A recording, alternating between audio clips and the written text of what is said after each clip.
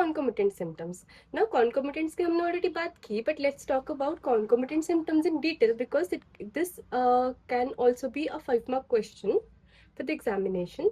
So the word concomitant is introduced in homeopathy by Dr. von Bonninghausen. Concomitant actually means existing or occurring together, and they are also known as attendant. So this can also come as a 2-mark question. So concomitants are the attendants. But along with with whom are we talking about their attending or their existing? So here we talk about the chief complaints कि वो कभी भी किसके साथ exist कर रहे हैं या attend कर रहे हैं, chief complaint के साथ. तो जब भी patient कोई भी chief complaint लेकर आएगा, वो chief complaint के साथ ये concomitant symptoms हमेशा present रहेंगे. So con is along with and comitant is present. So they are present along with the chief complaints.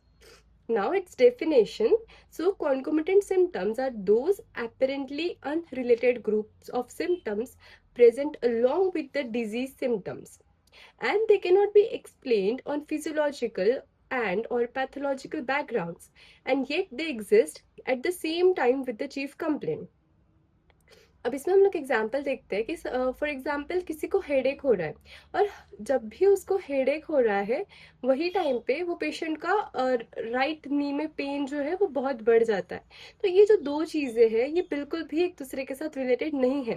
But every time the patient is experiencing a headache, the pain in the knee is getting worse और the knee pain starts. So this is a very unrelated symptom which is seen, and they cannot be explained on any pathological or physiological or anatomical basis. तो इन्हें हम लोग concomitant symptom बोल सकते हैं.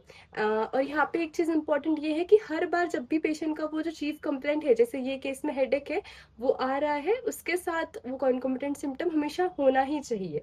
Only then can we call it as concomitant symptoms. Now the use. So as I said already that concomitant symptoms are very important. They are of utmost importance when we are talking about Dr. Bonninghausen's philosophy and his way of totality of symptoms. So its uses individualization of case or drug.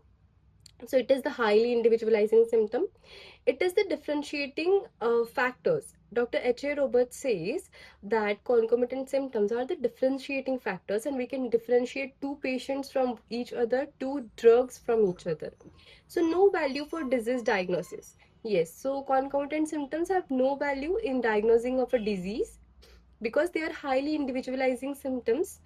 इसीलिए उनका उतना diagnostic value नहीं होता. हमेशा हमें एक चीज़ याद रखनी है कि जितना ज़्यादा उसका होम्योपैथिक इंपॉर्टेंस होगा, जितना ज़्यादा वो इंडिविजुअलाइजेशन के लिए इंपॉर्टेंस रखेगा, उतना ही कम उसका डायग्नोसिस के लिए, डिजीज के लिए, कॉमन सिम्टम्स की तरफ उसका इंपॉर्टेंस उतना ही नहीं रहता, कम हो जाता है. So it helps in selecting homeopathic remedy. Yes, which is very true. So example is pain at distant parts of the body while coughing.